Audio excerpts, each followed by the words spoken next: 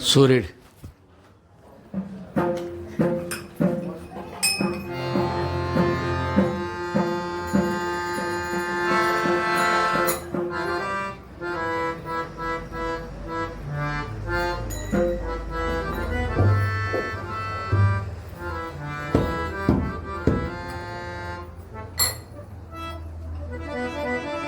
राजाधिराज सद्गुरुनाथ महाराज की जय। श्री गुरुदेव।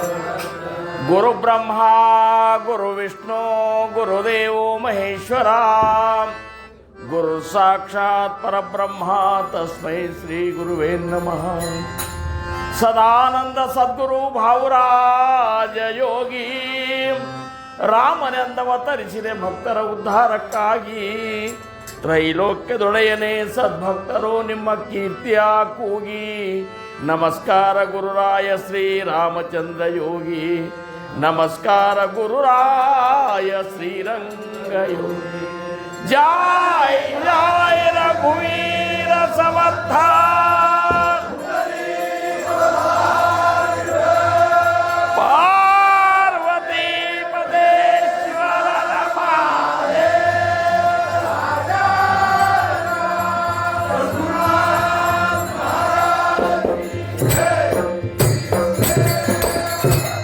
जय जय राम कृष्ण हरे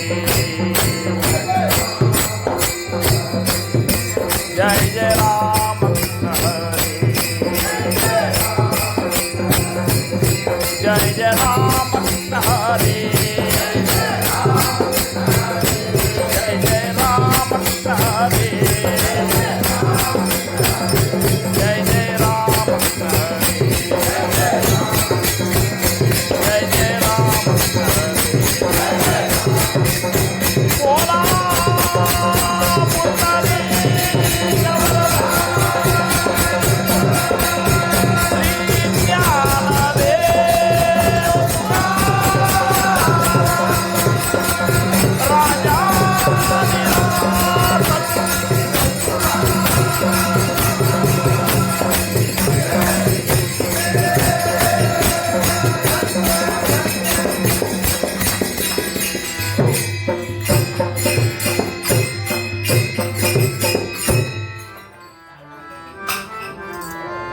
समर्थातिया सेवका वक्रपाये समर्थातिया सेवका वक्रपाये।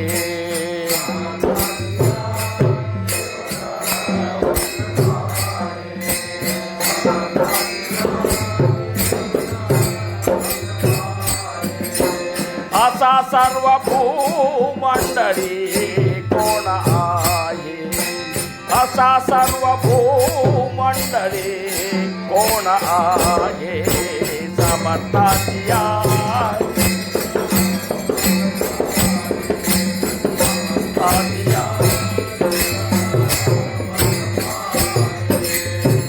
असा सर्व असा सर्व भूमंडळी कोण आहे, असा सर्व भूमंडळी कोण आहे।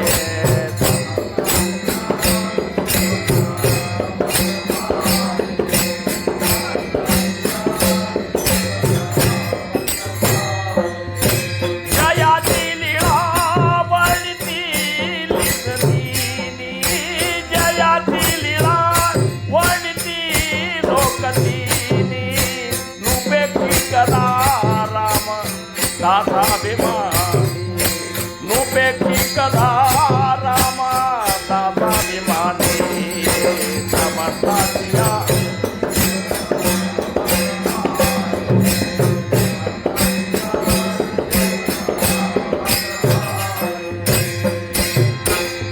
असा सर्व भूमंडळी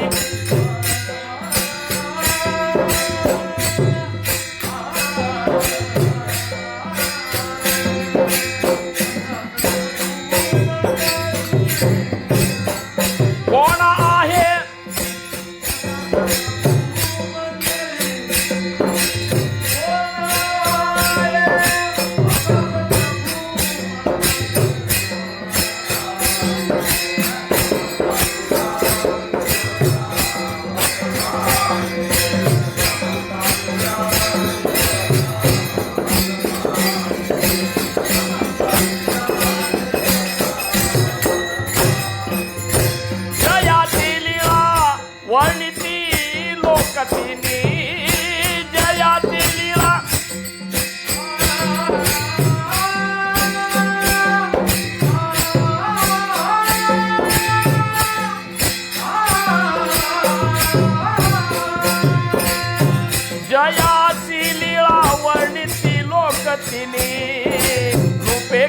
सदा राम दासाभिमानी समर्थासिया सेवका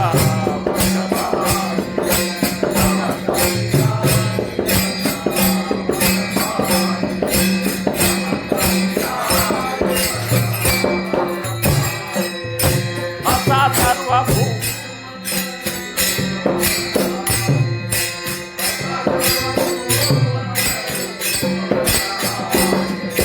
समर्थासिया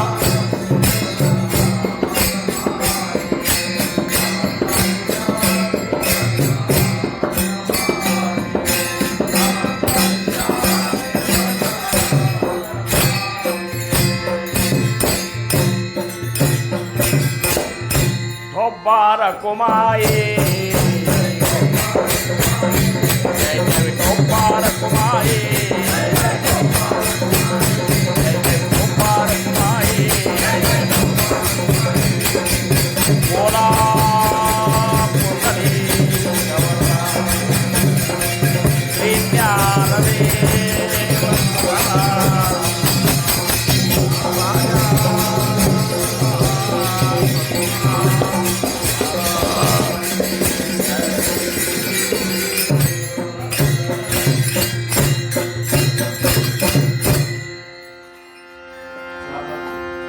ಪ್ರಥಮದಲ್ಲಿ ನಮ್ಮೆಲ್ಲರ ಆರಾಧ್ಯ ದೈವತವಾಗಿರುವಂತಹ ಶ್ರೀ ಸದ್ಗುರು ಸಮರ್ಥ ರಂಗರಾವ್ ಮಹಾರಾಜರ ದಿವ್ಯ ಚರಣಾರವಿಂದಗಳಿಗೆ ನನ್ನ ಅನಂತ ಕೋಟಿ ದಂಡವತ ಪ್ರಣಾಮಗಳನ್ನು ಸಲ್ಲಿಸಿ ಕಾರ್ತಿಕ ಮಾಸ ಕಾರ್ತಿಕೋತ್ಸವದ ನಿಮಿತ್ತ ಕೂಡಿರುವಂತಹ ಎಲ್ಲ ಗುರುಬಂಧುಗಳಿಗೆ ಗುರು ಭಗಿನಿಯರಿಗೆ ನನ್ನ ಶಿರಸಾಷ್ಟಾಂಗ ನಮಸ್ಕಾರಗಳು. ಬಾಹ್ಯವಾಗಿ ಅಂತರೂ ಬಹಳಷ್ಟು ವೈಭವಗಳನ್ನು ಕಾಣಲಿಕ್ಕತ್ತೀವು. ಇದ್ರ ಜೊತೆ ಆಂತರಿಕವಾಗಿ ನಾವು ವೈಭವ ರೀತಿಯಿಂದ ನಾವು ನಮ್ಮ ಹೃದಯವನ್ನು ವಿಶಾಲ ಮಾಡ್ಕೋಬೇಕಾಗ್ಯದ. ಅದಕ್ಕಾಗಿ ಪಹಾವೆ ಆಪಣಾಸಿ ಆಪಣ, ನಮ್ಮನ್ನು ನಾವು ಶೋಧ ಮಾಡಿದಾಗ ಮಾತ್ರ ಈ ಪರಿವರ್ತನೆ ಆಗ್ತದೆ. ಆ ಪರಿವರ್ತನೆ ಮಾತ್ರ ಸದ್ಗುರುಗಳಿಗೆ ಸಂತೋಷ ಕೊಡ್ತದೆ ಅನ್ನುವಂಥ ಮಾತು ಹೇಳ್ಕೊತ ಇವತ್ತು ಸಮರ್ಥರು ಒಂದು ವಿಶೇಷವಾದಂತಹ ಮನಾತೆ ಶ್ಲೋಕವನ್ನು ನಮಗೆ ಪೀಠಿಕೆಗೆ ಇಟ್ಟಾರೆ. ಮನಾತೆ ಶ್ಲೋಕದ ಬಗ್ಗೆ ಬಹಳಷ್ಟು ನಾವು ತೀಕ್ಷ್ಣವಾಗಿ ವಿಚಾರ ಮಾಡಿಲ್ಲ. ನಿಜವಾಗಿಯೂ ಮನಾತೆ ಶ್ಲೋಕದ ಒಂದು ವಿಶೇಷತೆ ಏನದ ಅಂದ್ರೆ, ರಾಮದಾಸಿ ಸಂಪ್ರದಾಯದವರು ಈ ಒಂದು ಮನಾತೆ ಶ್ಲೋಕಕ್ಕೆ ಮನೋಪನಿಷತ್ ಅಂತಾರೆ. ಉಪನಿಷತ್ತಕ್ಕೆ ಸಮಾನವಾದಂತಹ ಜ್ಞಾನವನ್ನು ನೀಡುವಂಥ ಯಾವುದಾದ್ರೂ ಇತ್ತಂದ್ರೆ ಅದು ಮನಾತೆ ಶ್ಲೋಕ, ಮನೋಬೋಧ. ಇದರ ವಿಶೇಷತೆ ಏನಂದ್ರೆ, ನಾವು ಬೇಕಾದಷ್ಟು ಎಷ್ಟು ಬೇಕಾದಷ್ಟು ಕೇಳಿ, ಎಷ್ಟು ಬೇಕಾದಷ್ಟು ಸೇವಾ ಮಾಡಲಿ, ಎಷ್ಟು ಬೇಕಾದಷ್ಟು ಸಾಧನಾ ಮಾಡಲಿ, ಎಷ್ಟು ಬೇಕಾದಷ್ಟು ನಾವು ಪರಮಾರ್ಥದೊಳಗೆ ಮಾಡಿದರೂ ಸಹಿತ ನಮ್ಮ ಮನಸ್ಸಿಗೆ ನಾವು ಬೋಧ ಮಾಡಲಾರ್ದ ಪರಿವರ್ತನಾ ಅಂತೂ ಯಾವ ಕಾಲಕ್ಕೂ ಆಗೋದಿಲ್ಲ. ಇದನ್ನು ತಿಳ್ಕೊಂಡ್ಬಿಟ್ಟು ಅದಕ್ಕೆ ಇವರೇನಂದರು, ಶರಣರು 100 ಓದಿ 100 ಕೇಳಿ ಮಾಡುವುದೇನು, ಆಶಾ ಹರಿಯದೆ ರೋಷ ಬಿಡದೆ. ಇವು ಯಾವೂ ಹೋಗಲಿಲ್ಲ ಅಂದ್ರೆ, ಮಾತಿನಂತೆ ಮನವಿಲ್ಲದ ಡೊಂಬರ ನೋಡಿ ನಗುವ ನಮ್ಮ ಕೂಡಲ ಸಂಗ. ಮಾತೊಂದು ಮನ ಒಂದು ಹಿಂಗಿದ್ದಂಥವ್ರು ಏನಂದ್ರೆ, ಅವರು ಉಪಮಾ ಡೊಂಬರಂದ್ರು. ಅಂಥ ಡೊಂಬರನ್ನು ನೋಡಿ ಕೂಡಲ ಸಂಗಮ ನಗುವುದಿಲ್ಲನು ಅಂತ. ಒಳಗ ಹೊರಗ ಒಂದಾಗಿರುವಂಥ ಭಕ್ತ ಏನಿದ್ದಲ್ಲ, ಅಂಥ ಮುಗ್ಧ ಭಕ್ತನಿಗಾಗಿ ಸಮರ್ಥರು ಎಂಥ ಬೇಕಾದಂಥ ಅವ್ರಿಗೆ ಸಮಸ್ಯೆ ಬಂದರೂ ಸಹಿತ ಅದರಿಂದ ಪಾರ ಮಾಡಲಿಕ್ಕೆ ಸಮರ್ಥರು ತಯಾರಿದ್ದಾರೆ. ಸಮರ್ಥರು ಅಂತ ಯಾರಿಗಂತಾರಂದ್ರೆ, ಸೃಷ್ಟಿ ಸ್ಥಿತಿ ಲಯ ಇವು 3 ಯಾರ ಆಧೀನದಾಗವಲ್ಲ ಅವರಿಗೆ ಮಾತ್ರ ಸಮರ್ಥರು ಅಂತಿರ್ತಾರ. ಅಂಥ ಸಮರ್ಥಾಚಿಯ ಸೇವಕ ವಕ್ರಪಾಹೇ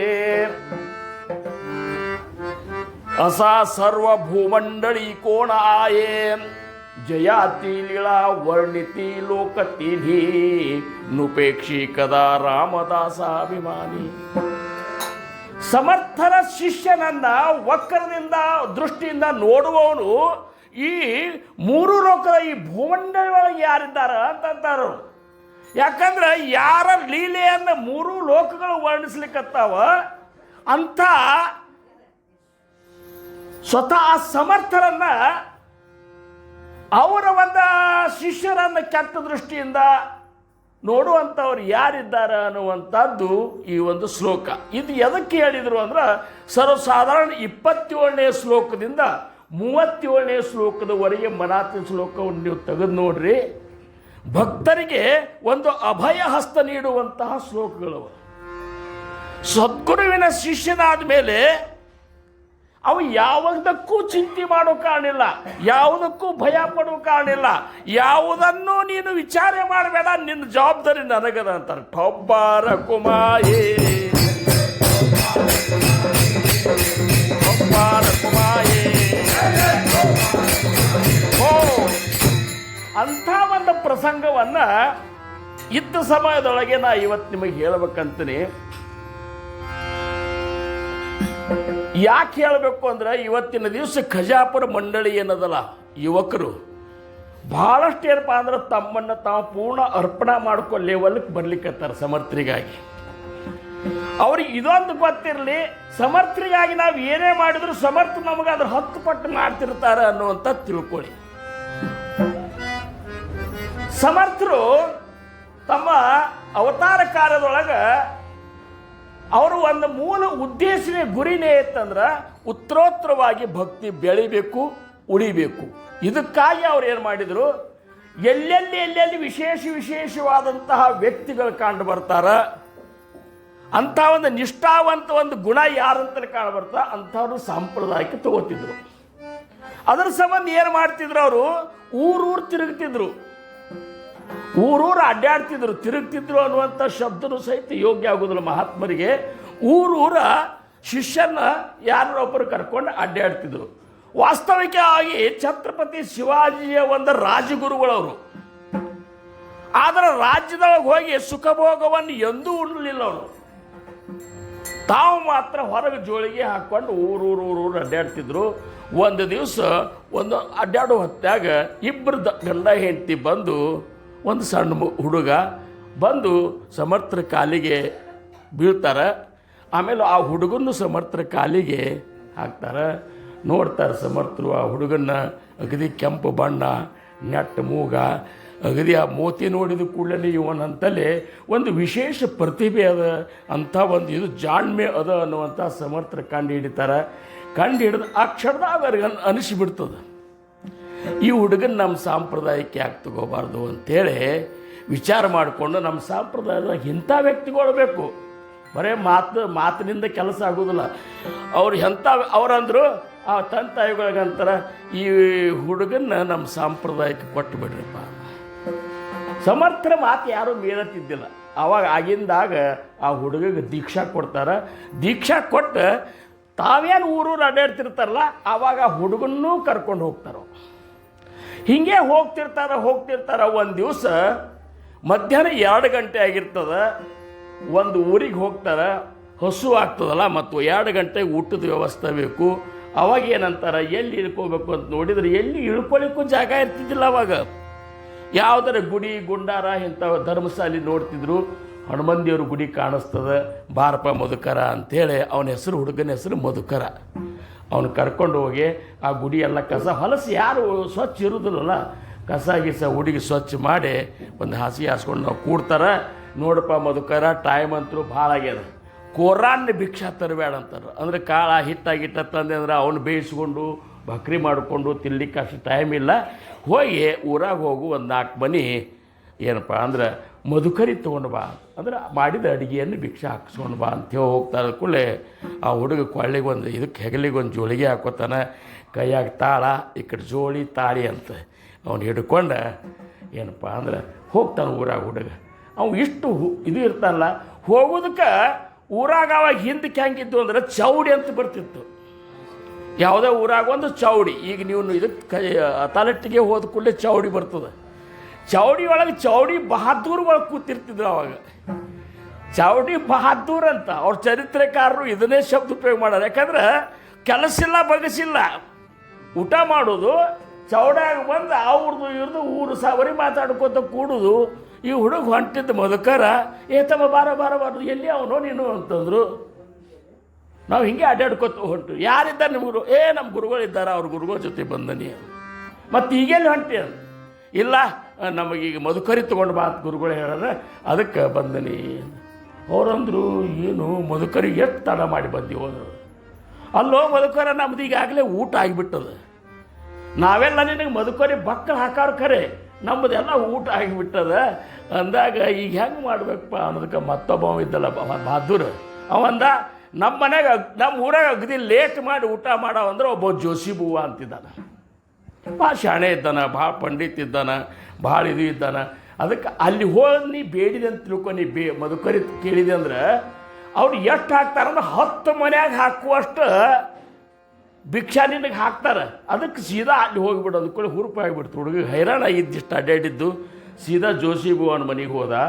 ಜೋಶಿ ಬೂವನ ಮನೆ ಮುಂದೆ ನಿಂತ ಏನಂದ್ರೆ ಅವ,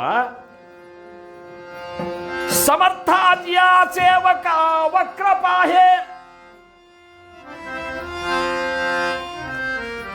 ಅಸಾ ಸರ್ವಭೂಮಂಡಳಿ ಕೋಣ ಆಹೆ ಜಯಾತಿ ಲೀಳಾ ವರ್ಣಿತಿ ಲೋಕತಿನಿ ನುಪೇಕ್ಷಿ ಕದಾ ರಾಮದಾಸಾಭಿಮಾನಿ. ಇದೇ ಏನು ಪೀಠಿಕಾ ಇದು ತಗೊಂಡಲ್ಲ ಅದನ್ನೇ ಅಂದ.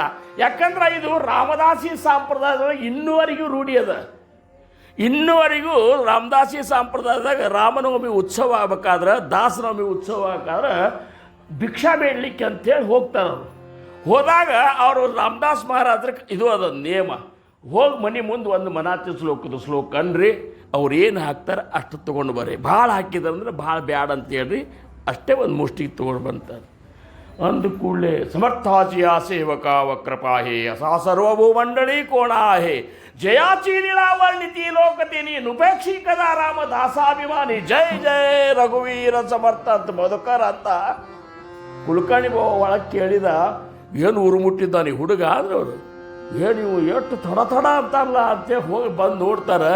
ನೋಡಿ ಏನೋ ಅಂತ ಇನ್ನು ಬಂದು ಮತ್ತಂದವ ಇವ್ ಪಕ್ಕ ತಿಳಿದಿಲ್ಲ ಅಂತೇಳಿ, ಪಕ್ಕ ತಿಳಿದಿಲ್ಲ ಅಂತ ಸಮರ್ಥಾಚಿಯ ಸೇವಕ ವಕ್ರಪಾಯ ಹೊಸ ಸರ್ವಭೂಮಂಡಳಿ ಗೋಣಾಯ ಜಹಾತಿ ಲೀಳಾವರ್ಣಿತಿ ಲೋಕತಿ ನೀನು ಉಪೇಕ್ಷಿ ಕದಾ ರಾಮದಾಸಾಭಿಮಾನಿ ಅಂದ ಮತ್ತೆ ಜಯ ಜಯ ರಘುವೀರ ಸಮರ್ಥ ಅಂದ.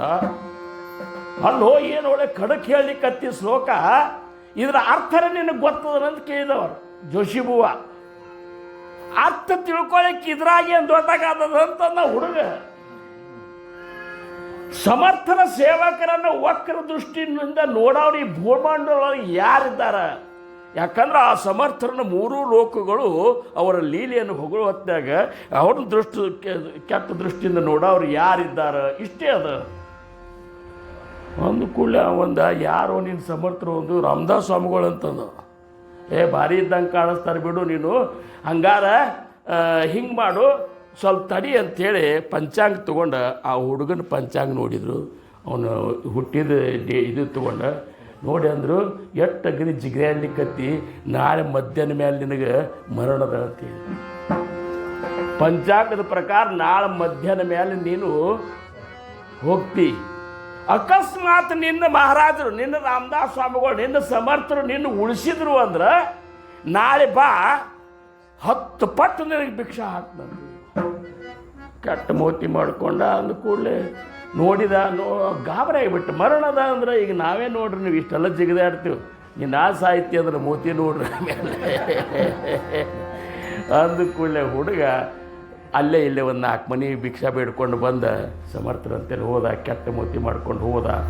ನೋಡ್ರಿ, ಮನುಷ್ಯ ಹುರುಪಿದ್ರೆ ಎಲ್ಲ ಹುರುಪು. ಇವತ್ತು ಇಷ್ಟೆಲ್ಲ ಚಂದ ಆಗಲಿಕ್ಕೆ ಒಳಗಿರುವಂಥ ಹುರುಪನೇ ಕಾರಣ. ಅಕಸ್ಮಾತ್ ಇದರೊಳಗೆ ಒಂದು ಸ್ವಲ್ಪ ನಮ್ಮ ಹುರುಪು ಹೋತು, ಏನೋ ಒಂದು ಮಾನಸಿಕ ಆತಂದ್ರೆ ನಮ್ಮ ಮಾಡೋ ಕೆಲಸಗಳು ಯಾವೂ ಸಕ್ಸಸ್ ಆಗೋದಿಲ್ಲ. ಅಂದ ಕೂಡಲೇ ಯಾಕೋ ಬಂದು ಕೂತ ಹುಷ್ ಅಂತೇಳಿ, ಯಾಕೋ ಮುದುಕರ ಹಿಂಗ್ಯಾಕೆ ಎಷ್ಟು ದಣದಿ ಕಾಣಿಸ್ತ. ಏನು ದಣುದ್ರಿ, ನಮ್ಮ ಪರಿಸ್ಥಿತಿನೇ ಭಾಳ ಕೆಟ್ಟಾಗ್ಯದ. ಏನರೇ ಆಗ್ಯದು ಏನು ಜೋಶಿ ಭವಾನ್ ಅಂತಲ್ಲಿ ಹೋಗಿದ್ನಿ, ಅವ ಪಂಚಾಂಗ ತೆಗೆದು ನಾಳೆ ಮಧ್ಯಾಹ್ನ 2 ನಂತರ ನೀ ಸಾಹಿತ್ಯ ಅಂತ ಹೇಳ್ಯಾರ. ಹಿಂಗಾಗಿ ನನಗೆಲ್ಲ ಥರ ಆಗ್ಲಿಕ್ಕತ್ತದ ರೀ, ನಾ ಹೆಂಗೆ ಮಾಡ್ರಿ ಗುರುಗಳು ಅಂತಂದ. ಅವ್ರಂದ್ರು ಇನ್ನು ನಾ ಮಧ್ಯಾಹ್ನದಾಗ ಸಾಯ್ತಾರಂತ ಹೇಳ್ಯಾರಲ್ಲ ಅಂತ. ಈಗ ಯಾಕಿತ್ತು ಥರ ಮಾಡ್ಕೊ ನೋಡ್ರಿ, ಇಲ್ಲಿ ಮೈಯೆಲ್ಲ ಥಂಡಿ ಬಿಡ್ಲಿಕ್ಕತ್ತದ, ಮೈ ಬೆಚ್ಚಗಾಗ್ಯದ, ನಾ ಇನ್ನೇನು ಉಳಿದಿಲ್ಲ ಅಂದು. ಹೋಗ್ಲಿ ಬಿಡು, ಮೊದಲು ಊಟ ಮಾಡಿ ಒಂದು ಸ್ವಲ್ಪ ಮಲ್ಕೋ ಆರಾಮ. ಏನು ಊಟ ಮಾಡಲಿ ಅಂತ, ನಾಳೆ ಸಾಯವಿದ್ದು ನೀನು ಊಟ ಏನು ಮಾಡಲಿ ಅಂತ ಅಂದ ಕೂಡಲೇ ಸಮರ್ಥರೆ ಕೂಡಿಸ್ಕೊಂಡು ತೊಡೆ ಮೇಲೆ ಕೂಡಿಸ್ಕೊಂಡು 4 ತಾಸು ಮಧುಕರಿಗೆ ತೀರಿಸ್ತಾನೆ. ಸಮರ್ಥರ ಕೈಯಲ್ಲಿ ತಿನ್ನುವಂಥ ಭಾಗ್ಯ ಅಂಥದ್ದಿರ್ಬೇಕು, ಯಾಕಂದ್ರೆ ಪವಿತ್ರ ಹೃದಯ ಅದು. ಅಂದ ಕೂಡಲೇ ತಿನ್ನಿಸ್ತಾರೆ. ಮಲ್ಕೊಂಡ್ರೆ ಎಲ್ಲಿ ನಿದ್ದೆ ಹತ್ತಬೇಕು, ನಡಗಲಿಕ್ಕೆ ಶುರು ಮಾಡ್ತಾನೆ, ಬಡಬಡಿಸ್ಲಿಕ್ಕೆ ಶುರು ಮಾಡಿಬಿಡ್ತಾನೆ. ಯಾಕಂದ್ರೆ ಅವ್ವ ಅಪ್ಪನ ಬಿಟ್ಟು ಬಂದಿರ್ತಾನೆ. ಅವ್ವ ಅಪ್ಪನ ನೆನೆಸ್ಕೋತಾನ. ಅವ್ವ ಅಪ್ಪ, ನಾ ಈಗ ಹೆಂಗೆ ಮಾಡಲಿ, ನಾ ನಾಳೆ ಸಾಯವಿದ್ದೀನಿ, ನನಗೆ ಬುಲಾವ್ ಬಂದದ, ನಾ ಹೋಗ್ಲಿಕ್ಕತ್ತೀನಿ, ನಿಮಗೆ ಬರಬೇಕಂದ್ರೆ ನಿಮ್ಮಂತಲ್ಲಿ ಬರ್ಬೇಕಾದ್ರೆ 4 ದಿವಸ ಬೇಕು, ನಾನು ನಾಳೆ ಸಾಯವಿದ್ದೀನಿ, ನಾನು ನಿಮ್ಮನ್ನು ನೋಡ್ಬೇಕಂದ್ರೂ ಸಹಿತ ನನಗೆ ಸಾಧ್ಯ ಇಲ್ಲ. ಈಗ ನನಗೆಲ್ಲ ವ್ಯವಸ್ಥೆ ನೀವು ತಪ್ಪು ತಿಳ್ಕೊಬೇಡ್ರಿ. ರಾಮದಾಸ್ ಸಮರ್ಥರೇನ್ರ ನನಗೆ ಕೊಂದಾರ ಅಂತ ತಿಳ್ಕೊಬೇಡ್ರಿ. ಯಾಕಂದ್ರೆ ಅವ್ರು ಇಂಥ ಕರುಣಾಳುಗಳಿದ್ದಾರೆ, ಇಂಥ ದಯಾಳುಗಳಿದ್ದಾರೆ, ನಿಮಗಿಂತ ಹೆಚ್ಚು ನನ್ನ ಪ್ರೇಮ ಮಾಡ್ಯಾರ, ಖರೆ ನನಗೆ ಹಿಂಗೆ ಬುಲಾವ್ ಬಂದದ ಅಂತೇಳಿ ತ್ರಾಸ ಮಾಡ್ಕೊಳಿಕತ್ತಾನ. ಹಂಗೂ ಹಿಂಗೂ ಬೆಳಕಾಗ್ತದೆ. ಬೆಳಕಾದ ಮೇಲೆ ಮನುಷ್ಯ ಪೂರ್ಣ ನಿಸ್ತೇಜ್ ಆಗಿಬಿಟ್ಟಿರ್ತಾನೆ, ಸಾಯುವುದೇ ಇರ್ತದೆ. ನಿಸ್ತೇಜ್ ಆದ ಕೂಡಲೇ ಸಮರ್ಥರಂತಾರೆ, ಹೇಳೋ ಮಧುಕರ, ಇವತ್ತು ಶನಿವಾರ ಅಂತಂದ್ರು. ಇವತ್ತು ಶನಿವಾರಲ್ಲ, ಇವತ್ತು ಶನಿವಾರ ಮಾರುತಿ ವಾರದ ಜಳಕ ಅಂತೂ ಮಾಡಬೇಕು, ನೀನು ಮೊದಲು ಜಳಕ ಮಾಡಂತಾರೆ. ಅವಂತಾನೆ ಶನಿವಾರ ಇರಲಿ ರವಿವಾರ ಇರಲಿ, ನಾ ಏನು ಜಳಕ ಮಾಡಬೇಕಾಗ್ಯದ ಅಂತ. ನೋಡಿ, ಹಿಂಗೆ ಅಕಸ್ಮಾತ್ ಮಧುಕರನ ಜಾಗದಾಗ ನಾವಿದ್ರೂ ಸಹಿತ ಹಿಂಗೆ ಮಾಡ್ತಿದ್ವಿ, ಹೌದಲ್ಲ? ನಾವು ಇನ್ನೂ ಸಣ್ಣ ಹುಡುಗಿದ್ದು, ನಾವು ದೊಡ್ಡವರಿದ್ದರೂ ಸಹಿತ ನಡಗ್ತೀವಿ. 70-80 ವರ್ಷದವ್ರಿಗೂ ಸಹಿತ ಇದು ಪರಿಸ್ಥಿತಿ ಬಂತು, ನಡಗವ್ರೆ. ಯಾಕಂದ್ರೆ ಇನ್ನೊಂದು 2-3 ವರ್ಷನೇ ಬದುಕಬೇಕು ಅನ್ನೋದು ಎಲ್ಲರಿಗೂ ಇರೋದೇ, ಸಾಯಬೇಕಂತ ಯಾರಿಗೂ ಇರೋದಿಲ್ಲ. ಅಂದ ಕೂಡಲೇ ಸಮರ್ಥರಂತಾರೆ, ನಾ ಎಲ್ಲಿ ಜಳಕ ಬೇಡ್ರಿ, ಹಾಗೆ ಸಾಯ್ತಾನೆ ಅಂತಂದು. ಅದಕ್ಕೂ ಸಮರ್ಥರಂತಾರೆ, ಸಾಯ್ತಿ ಸ್ವಚ್ಛ ಆಗಿ ಸಾಯಿ ಅಂತ. ಅಂದ ಕೂಡಲೇ ಬಾ ಅಂತೇಳಿ ಅವ್ನ ತೊಡೆ ಮೇಲೆ ಕೂಡಿಸ್ಕೊಂಡು, ಅವು ಎದ್ದು ಕೂಡ್ಲಿಕ್ಕೂ ಆಗ್ತಿರೋದಿಲ್ಲ, ಹಾಗೆಲ್ಲ ಪೂರ್ಣ ಲಟಪಟ ಆಗಿಬಿಟ್ಟಿರ್ತದೆ, ಕೂಡ್ಲಿಕ್ಕೂ ಆಗ್ತಿಲ್ಲ. ಆದರೂ ಕೂಡಿಸ್ತಾರೆ. ಅಂದ್ರೆ ಸಮರ್ಥ ಅಂತಃಕರಣ ಹೆಂಗಿರ್ತದೆ ಅನ್ನುವಂಥದ್ದು ಕಲ್ಪನೆ ಮಾಡಿಕೊಡ್ರಿ. ನಮಗೂ ಸಮರ್ಥರಿದ್ದಾರೆ, ನಮ್ಮನ್ನು ಇದೇ ರೀತಿ ಪಾಲನ ಮಾಡ್ಯಾರಂತೇಳಿ ಇವತ್ತು 50 ವರ್ಷ ಆದರೂ ಸಹಿತ ನಾವು ಅವ್ರನ್ನ ನೆನೆಸ್ಕೊಂಡು ಅಳತೇವು, ಸುಮ್ಮನೆ ಅಳುವುದಿಲ್ಲ. ಸಮರ್ಥನ ನೆನೆಸ್ಕೊಂಡು ಇವತ್ತು ನಾವು ಯಾಕೆ ಅಳತೇವು, ಕಣ್ಣೀರು ಸುರಿಸ್ತೇವು, ಕಂಟು ಬಿಗಿದು ಬರ್ತದೆ ಅಂದ್ರೆ ನಮ್ಮ ಮಹಾರಾಜರಾದರೂ ನಮ್ಮನ್ನು ಇಷ್ಟೇ ಪ್ರೇಮ ಮಾಡಿ ಅದನ್ನೆಲ್ಲ ನಾವು ಉಂಡಾರಿದ್ದೆವು. ಯಾಕಂದ್ರೆ ಸಮರ್ಥರ ತೊಡೆ ಮೇಲೆ ಬೆಳೆದಂಥ ಈ ದೇಹ ಎಲ್ಲ ಉಂಡದ್ದದ. ಅಂದ ಕೂಡಲೇ ಸಮರ್ಥರು ನೀರು ಹಾಕ್ತಾರೆ, ಬಿಸಿ ಬಿಸಿ ನೀರು ಹಾಕಿ ಎಲ್ಲ ಮೈ ಸ್ವಚ್ಛ ಮಾಡಿ ಅಡುಗೆ ತಾವೇ ಮಾಡ್ತಾರೆ. ಒಂದಿಷ್ಟು ಮುದ್ದೆ ತಿರುವಿ ಇದು ಮಾಡಿ, ಬಾ ಊಟ ಮಾಡೋಣ ಬಾ ಅಂತಾರೆ. ಊಟ ಅಲ್ರಿ, ನನ್ನ ಗಂಟಲಾಗಿ ಅನ್ನ ಹಿಡಿದಿಲ್ಲ, ಬ್ಯಾಡ್ರಿ ಗುರುವೆ ಅಂತಂತಾರೆ. ಇಲ್ಲಿ ಬಾ ಅಂತೇಳಿ ಮತ್ತೊಂದು 4 ದಿವಸ ತಿನ್ನಿಸ್ತಾರೆ, ತಾವು ಊಟ ಮಾಡ್ತಾರೆ. ಸ್ವಲ್ಪ ಲಕ್ಷ ಕೊಡ್ರೆ, ತಾವು ಊಟ ಮಾಡಿದ ಮೇಲೆ ಏನಂತಾರೆ, ನೋಡು ಮಧುಕರ, ನಿನ್ನೆ ಹಿಡ್ದ ನಾ ಹೈರಾಣಾಗೀನಿ, ಏನು ಈಗಂತೂ ನನಗೆ ಸಿಕ್ಕಾಪಟ್ಟೆ ನಿದ್ದೆ ಬಂದದ, ನಾನು ಮಲ್ಕೋತೀನಿ, ಸ್ವಲ್ಪ ಅನ್ಕಾತ ನನ್ನ ಕಾಲು ಹೊತ್ಕೊತ ಕೂಡಂತಾರೆ. ಅವಂತಾನ, ನಾ ಸತ್ತ ಮೇಲೆ ಮಲ್ಕೋರಿ ಅಂತಾರೆ ಅವರು. ಹೆಂಗೂ ನನಗೆ ಹೋಗೋ ಟೈಮ್ ಬಂದದ, ನಾ ಹೋದ್ಮೇಲೆ ನೀವು ಕಾಯಂ ಬೇಕಾದಂಗೆ ಮಲ್ಕೋರಿ, ಖರೆ ಹೋಗೋ ತನಕ ಯಾತ್ರೆ ಅದೇನೋ ಗೊತ್ತಾಗು, ನನಗೆ ಅದೇನು ಬೇಕಾಗಿಲ್ಲ, ನನಗೆ ನಿದ್ದೆ ಬಂದದ ಈಗ ಅಂತೇಳಿ ಗಪ್ನ ಹೊಡ್ಲಿಕ್ಕೆ ಶುರು ಮಾಡ್ತಾರೆ. ಒಂದು ಕಂಬಳಿ ಹೊತ್ಕೊಂಡಿರ್ತಾರೆ, ನೋಡು ಈ ಕಂಬಳಿನೂ ನಿನ್ನ ಮೈ ಮೇಲೂ ಹಾಕೋ, ಇಟ್ಕೋ ಇದನ್ನ. ಅಕಸ್ಮಾತ್ ನಾ ಮಲ್ಕೊಂಡಾಗ ಯಾರೇ ಒದರಿದ್ರೆ ಅಂದ್ರೆ ಹೋಗಬೇಡ ನೀ ಇಷ್ಟು ಹೇಳಿ ಗೊರಕೆ ಹೊಡ್ಲಿಕ್ಕೆ ಶುರು ಮಾಡ್ತಾರೆ. ಅವ್ನು ಕಾಲು ಹೊತ್ಕೊತ ಕೂಡ್ತಾನೆ. ಟೈಮ್ ಆಗ್ತದೆ ನೋಡ್ರಿ, ಯಮದೂತ್ರು ಬಂದೇ ಬಿಡ್ತಾರೆ. ಒಂದು 8-10 ಮಂದಿ 8-10 ಮಂದಿ ಬಂದು ಅವು ಯಮದೂತ್ರು ಹೆಂಗಿರ್ತಾರೆ ಸತ್ತವ್ರಿಗೆ ಗೊತ್ತದ. ಅನಾಹುತ ಅಂದರೆ ಈಗಿನ ಒಂದು ತಾಮಸಿ ಮಂದಿ ಇರ್ತದಲ್ಲ, ಕೆಟ್ಟ ಆಗುತ್ತಿರೋದು. ಒಂದು ನಮೂನಿ ಶರೀರ ಮನಸ್ಸು ಬುದ್ಧಿ ಎಲ್ಲ ವಿಕಾರ ಇರ್ತದೆ. ಅವ್ರಂತಾರೆ, ಏ ಹುಡುಗ ಅಂತಂತಾರೆ, ಏ ಹುಡುಗ ಬಾಯಿಲೆ ಅಂತಂದ. ಅವ್ನು ನೋಡ್ತಾನೆ ಹಿಂಗೆ, ಇದು ಮಂದಿ ಬೇರೆನೇ ಕಾಣಿಸ್ತ ಅಂಥೇಳಿ ಕೂಡಲೇ ಇಲ್ಲಿ ನೋಡಿಲ್ಲೇ ನಾ ನಮ್ಮ ಗುರುಗಳ ಸೇವಾ ಮಾಡ್ಲಿಕ್ಕತ್ತೀನಿ, ಇಲ್ಲದ ನನಗೆ ತಿರುಗಿ ಮುರುಗಿ ತ್ರಾಸು ಕೊಡಬೇಡ್ರಿ, ನಾ ಬರುವುದಿಲ್ಲ ಅಂತ ಹೇಳ್ಬಿಡ್ತು. ಹುಡುಗ ಬೆರಕಿರ್ತಾನ. ನಾವು ಯಾರಂತ ಗೊತ್ತ, ನೀವು ಯಾರು ಹಾಕಿರೋಲ್ಲಕ್ಕ ನಾ ಬರುವುದಿಲ್ಲ. ಒಂದು ಕುಲ್ 10 ಮಂದಿ ಅಂತಾರೆ, ಹೆಂಗೆ ಮಾಡ್ಬೇಕಂತೇಳಿ ಹಗ್ಗ ಒಗಿತಾರಂದು, ಪಾಶ್ ಅಂತಾರಲ್ಲ ಅದಕ್ಕೆ. ಪಾಶಿಂಗ್ ಹೋಗೋದ್ ಕೂಡಲೇ ಏನು ಮಾಡ್ತದೆ ಹಗ್ಗ ಇವು ಕಂಬಳಿ ಹೊತ್ಕೊಂಡು ಕೂತಿರ್ತಾರಲ್ಲ ಆ ಕಂಬಳಿ ತನಕ ಬರ್ತದೆ ಬಂದು ಸರ್ಕನೆ ಹಿಂದೆ ಹೋಗಿಬಿಡ್ತದೆ ಇವಾಗ ಹತ್ತುವುದಲ್ಲ ಅದು ಹತ್ಲಿಕ್ಕೆ ಹತ್ಕೊಳ್ಳೆ ಹುಡುಗ ನೋಡ ಶಾಣೆ ಅವ ಅಂತಾರ ಇನ್ನು ಯಾರಪ್ಪ ಬಂದರೂ ಹೋಗುದಿಲ್ಲ ಅಂತಂತಾರ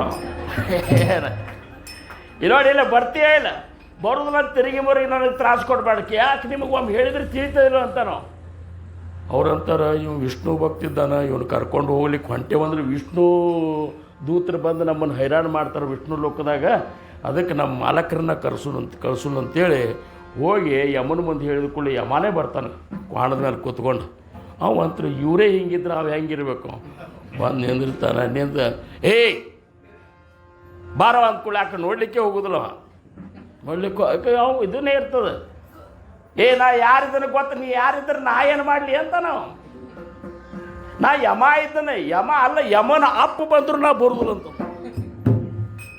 ಒಂದು ಕೂಡಲೇ ಯಮಗೂ ಸಹಿತ ಏನಾಗಿಬಿಡ್ತದೆ ಅಂದ್ರೆ ಹೆಂಗಪ್ಪ ಅಂತ ನನಗೆ ಆಗ್ತದೆ ಅವನು ಪಾಶ್ ಹೋಗಿತ್ತಾನೆ ಅದು ಒಟ್ಟ ಕಂಬಳಿ ಸನಿಕೆ ಬರೋದಿಲ್ಲ ಅಂದ ಕೂಡಲೇ ಇವು ತಿಳ್ಕೊಂಡು ಬಿಡ್ತಾನೆ ಈ ಕಂಬಳಿನ ನಾನು ಕಾಯ್ಲಿಕ್ಕತ್ತದ ಸಮರ್ಥ ಕಾಯ್ತಾನೆ ಅಂತ ಕೇಳಲಿಲ್ಲವ ಈ ಕಂಬಳಿ ನನ್ನ ಕಾಯ್ತದ ಪೂರ್ಣ ಮೈ ತುಂಬ ಹೊತ್ಕೊಂಡು ಬಿಡ್ತಾನೆ ಹೊತ್ಕೊಂಡು ಬರ್ತೀಯಿಲ್ಲ ಅಂದ್ಕೊಳ್ಳಿ ತಿರುಗಿ ಬರೋಕ್ಕೆ ಕಿರಿಕಿರಿ ಮಾಡಬೇಡ ಈಗ ಸುಮ್ಮ ಹೋಗ್ತಿದ್ರೆ ಹೋಗು ಇಲ್ಲ ಇಲ್ಲಿ ನಿಂದಿರ್ತಿದ್ರೆ ನಾ ಅಂತ ನಿಮ್ಮ ಅಪ್ಪ ನಿಮ್ಮ ಅಪ್ಪನ ನಿಮ್ಮ ಕುಲದವ್ರು ಎಲ್ಲ ಪೂರ್ವಜರು ಬಂದರು ಸಹಿತ ನಾ ಬರೋದಿಲ್ಲ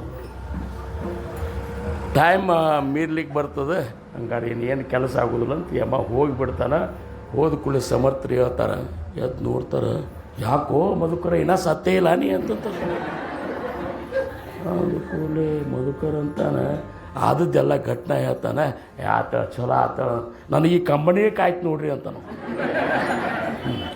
ಈ ಕಂಬಳಿಯಾಗಿ ಎಂಥ ಶಕ್ತಿ ಇರ್ಬೇಕ್ರಿ ಗುರುಗಳ ಈ ಕಂಬಳಿ ನನಗೆ ಕಾಯ್ತದ ಹೌದಾ ಚಲೋ ಆದ್ ಬಿಡು ಹಂಗಾರ ಅಂತೇಳಿ ಹಂಗಾರ ಇನ್ನು ಹೋಗಿ ಆ ಜೋಶಿಬೋನ ಮನೆಗೆ ಹೋಗಿ ನೀವು ಮತ್ತೆ ಭಿಕ್ಷಾ ಬೇಡ್ಲಿಕ್ಕೆ ಹೋಗೋದು ಅಂತಾನ ಹಾದ್ಯಾಗ ಮತ್ತೆ ಅವ್ರು ಬಂದ್ರೆ ಅಂತಂದ್ರೆ ಹಾದ್ಯಾಗ ಯಮದೂತರು ಬಂದರೆ ಹೆಂಗೆ ರೀ ನನಗೆ ಈ ಕಂಬಳಿ ಕೊಡ್ರಿ ನೀವು ಆ ಕಂಬಳಿ ತೊಗೊಂಡು ಬೇಡ್ಲಿಕ್ಕೆ ಹೋಗ್ತಾನೆ ಅಂತೇಳಿ ಆ ಕಂಬಳಿ ಹಾಕ್ಕೊಂಡು ಜೋರಿಗೆ ಹಾಕ್ಕೊಂಡು ಮತ್ತೆ ಜೋಶಿಬೋನ ಅಂತೇಳಿ ಹೋಗ್ತಾನೆ ಸಮರ್ಥಾಚಿಯ ಸೇವಕ ವಕ್ರಪಾಹೇ ಅಸ ಸರ್ವಭೂಮಂಡಳಿ ಕೋಣಾಯೇ ಜಯಾಚಿ ಲೀಲಾವರ್ಣಿತಿ ಲೋಕತೀರಿ ನುಪೇಕ್ಷಿ ಕದಾ ರಾಮದಾಸಾಭಿಮಾನಿ ಜೈ ಜಯ ರಘುವೀರ ಸಮರ್ಥ ಅಂತಂದಾಗ ಜೋಶಿ ಹೂವ ಅಂತಾನ ಯಾಕೋ ಹಿಂಗಿನ ಇದೆಯಲ್ಲೋ ನೀನು ಇನ್ನ ಹೋಗೇ ಇಲ್ಲ ಅಂತ ಹೋಗ್ಬರ್ತಾನೆ ಜೋಶಿ ಹೂವ ನಾ ಹೆಂಗೆ ಹೋಗ್ತಾನೆ ನನ್ನ ಗುರು ಎಂತಾವಿದ್ದಾರ ಅಂದ ಕೂಡಲೇ ಅವು ಮತ್ತೆ ತಿರುಗಿ ಪಂಚಾಂಗ ತೆಗೆದು ನೋಡ್ತಾನೆ ಎಲ್ಲರ ಲೆಕ್ಕ ತಪ್ಪಿದಂತೇಳಿ ಬರೋಬ್ಬರ್ ಲೆಕ್ಕ ಇರ್ತದೆ ಖರೆ ಪಾರಾಗಿ ಹೋಗಿಬಿಟ್ಟಿರ್ತದೆ ಅವನು ನಿಮ್ಮ ಗುರುಗಳು ಸಾಮಾನ್ಯ ಇದ್ದಂಗೆ ಕಾಣಿಸೋದಿಲ್ಲ ಅವ್ರ ದರ್ಶನ ತೊಗೊಳಬೇಕಂತೇಳಿ ನಿಮ್ಮ ಗುರುಗಳು ದರ್ಶನಕ್ಕೆ ಒಂದು ಮತ್ತೆ ಬರ್ತನಕ್ಕೆ ಇರ್ತಾರಲ್ಲ ಈಗ ನಡೆದು ಬಿಟ್ರೆ ಗುರು ಜೋಶಿ ಬುವ ಅಂತಂತ ಜೋಶಿ ಬುವನ ಕರ್ಕೊಂಡು ಹೋಗ್ತಾರೆ ಹೋದ ಕೂಡಲೇ ಸಮರ್ಥರು ಅಂತಾರೆ ಬಾರಪ್ಪ ಜೋಶಿ ಅಂತಂತಾರೆ ಹೋದ ಕೂಡಲೇ ಸಾಷ್ಟಾಗ ನಮಸ್ಕಾರ ಹಾಕ್ತಾರೆ ಜೋಶಿ ಬುವ ಏನು ಮಾಡ್ತೀಪ ಹೊಟ್ಟಿಗೆ ದಂದಾಗಿಂದ ಏನು ಮಾಡಿ ಏನಿಲ್ಲ ರೀ ಬೇರೆ ಮಾಡ್ತೀನಿ ಪಂಚಾಂಗ ಹೇಳೋದೇ ನನ್ನ ದಂಧ ಅಲ್ಲ ಆದರೂ ಸಹಿತ ಶೋಕಿಗೆ ಹೇಳ್ತ ನಾನು ಚಲೋ ಅದ ನಿನ್ನ ಶೋಕ್ ಅಂತ ನಾವು ನಿಂದೇನು ಶೋಕಿ ಯಾರು ಬಂದು ಅವ್ರಿಗೆ ಅಗದಿ ಹೇಳೋದು ನೀ ಸಾಹಿತ್ಯ ಅಂತ ತಗಡಿ ಪದ್ಧತಿ ಸೇರಿ ಹೇಳೋದು ಅವ್ರನ್ನ ಅನಿಸೋದು ಅವ್ರು ಎದಿ ಓಡಿಸೋದು ಚಲೋ ದಂಧ ಮಾಡ್ತೀಪ ಅಂದ ಕೂಡಲೇ ನನ್ನ ಕಡೆ ತಪ್ಪಾಗ್ಯದ ನನ್ನ ಕಡೆ ಅಲ್ಲೋ ಇಂಥ ವಿದ್ಯೆ ಕೊಟ್ಟಾರ ನೀನು ಪಂಚಾಂಗಕ್ಕೂ ನಾ ಅನ್ನೋದಿಲ್ಲ ನಿನಗೂ ಅನ್ನೋದಿಲ್ಲ ಆದರೆ ವಿದ್ಯೆ ಸರಿಯಾಗಿ ಬಳಸ್ಕೋಬೇಕು ಜೀವನದಾಗ ಮತ್ತೊಬ್ಬರಿಗೆ ಒಂದು ಏನಪ್ಪ ಅಂದ್ರೆ ಪ್ರೋತ್ಸಾಹ ಬರುವಂಗೆ ನೀನು ಹೇಳಬೇಕು ಅದೆಲ್ಲ ಬಿಟ್ಟು ಹಿಂಗೆಲ್ಲ ಹೇಳಿ ಹುಚ್ಚರಗತೆ ಮಾಡ್ತೀಯಲ್ಲ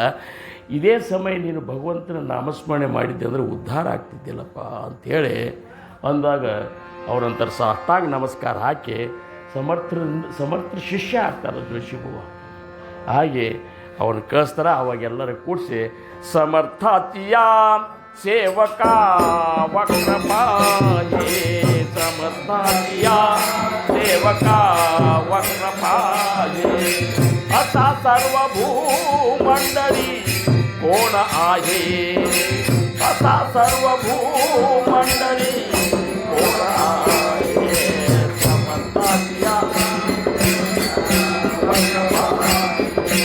ಸಮರ್ಥಾತಿಯ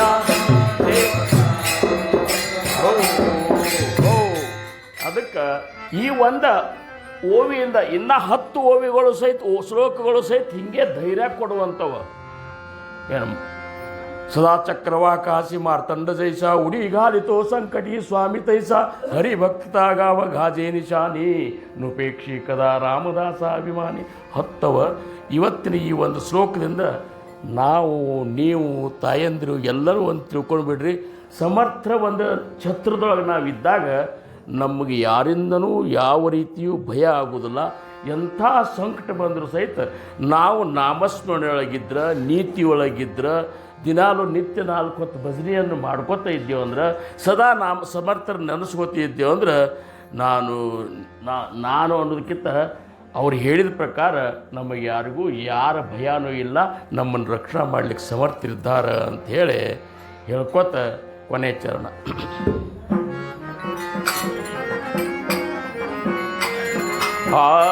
जयाती लीला वर्णिती लोकतीनी, जयाती लीला वर्णिती लोकतीनी,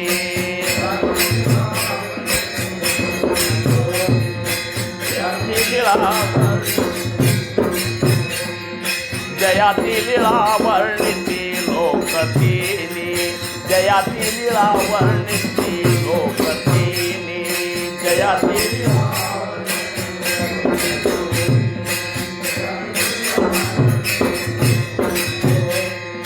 नुपेक्षी कदा राम दासाभिमानी, नुपेक्षी कदा राम दासाभिमानी. ದಾಸಾಭಿಮಾನಿ ಅಂತ ಯಾಕಂದ್ರೆ ಸದ್ಗುರುವಿನ ಒಂದು ದಾಸರಾಗಿ ಯಾರು ಇರ್ತಾರಲ್ಲ ಅವ್ರ ಮೇಲೆ ಭಯಂಕರ ಅಭಿಮಾನ ಇರ್ತದೆ ಸದ್ಗುರುಗಳಿಗೆ. ನಾವು ದಾಸರಾಗಬೇಕು, ಈಶರಾಗಲಿಕ್ಕೆ ಪ್ರಯತ್ನ ಮಾಡಬಾರ್ದು.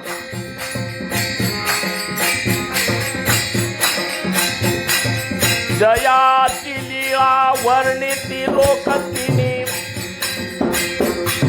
ಯಾರನ್ನ ಈ ಮೂರು ಲೋಕಗಳ ಯಾರ ಲೀಲೆಯನ್ನು ಹೊಗಳಿಕತ್ತಾವ ಅಂತ ದಾಸಾಭಿಮಾನಿ ರಾಮ ತನ್ನ ಭಕ್ತರನ್ನು ಎಂದಿಗೂ ಕೈ ಬಿಡನು. ಜಯಾತಿ ಲೀಲಾ ವರ್ಣಿತಿ ಲೋಕತೀನಿ, नुपेक्षी कदा राम दासाभिमानी, नुपेक्षी कदा राम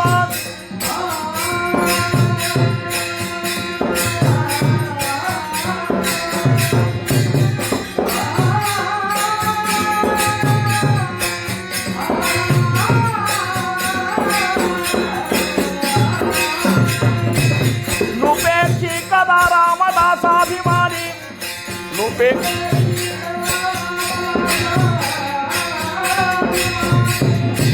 नुपेक्षी कदा रामदासाभिमानी,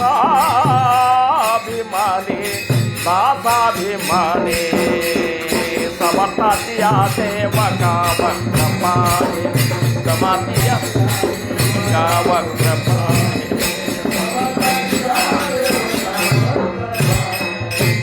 असा सर्व भूमंडळी